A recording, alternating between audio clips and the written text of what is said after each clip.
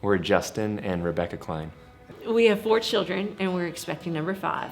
Eliza is 6, Jersey is 5, Ezra would be 3, Amos is 1, and the baby is due in April.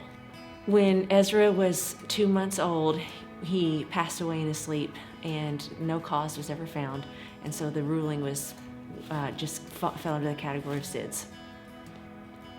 We had received the counsel that many marriages where a child has been lost end in divorce, or at least in great separation and distance. And we are so thankful that the opposite happened to us. It only served to bind us closer than ever before. And there are many reasons for that. The biggest one is grace. God's grace was with us through every part of those deep waters, and including our marriage. His grace bonded our marriage even closer together. But before the tragedy ever happened, we had a close communication with each other, so that we were able to walk through that together with open communication. Having my wife was just grace upon grace, and having my wife, who is a rock and who is strong, is just God's grace overflowing. It's hard for me to imagine going through this without Rebecca. The first night, because I was in rural Nebraska, it was a Sunday evening. It was impossible for me to get on a plane that night. I had to stay at my parents' house in my old room, in my own bed. And again, thinking back, is hard for me to even imagine that happened. So God's grace was there. He was with me. He was with Rebecca. I knew that. We felt that more than ever before.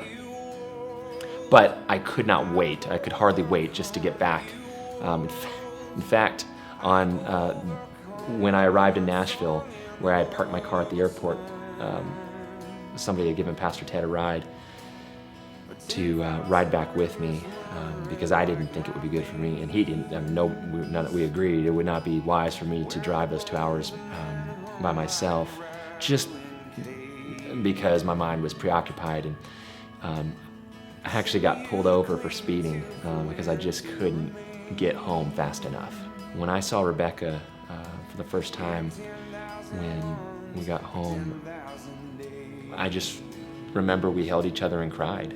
That moment was unforgettable. One of the most unforgettable, probably the most unforgettable moment in our marriage, of the embrace and the mingling of our souls in grief together. And one thing I'm so thankful for with Justin's leadership in our marriage is he's not afraid to share his emotions. And had he been, then we would have been in a lot more trouble with our marriage. But he was not afraid to weep. He was not afraid to cry. He was not afraid to tell me, I'm so sad. I'm so heartbroken. And so we could mingle our hearts and our souls together because he wasn't too tough or too much of a man to show me his heart was broken. As far as Rebecca and me doing life together, I'm so thankful that God has given us so many things in common.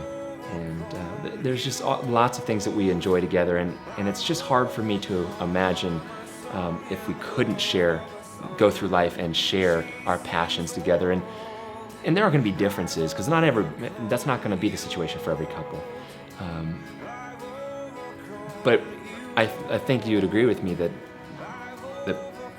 part of why we share each other's interests is because I know that you're passionate about something, and you know that I am as well, and we're passionate about each other. And so there's a level of appreciation for it, because she's the one that I love, and I want to know why she really enjoys this.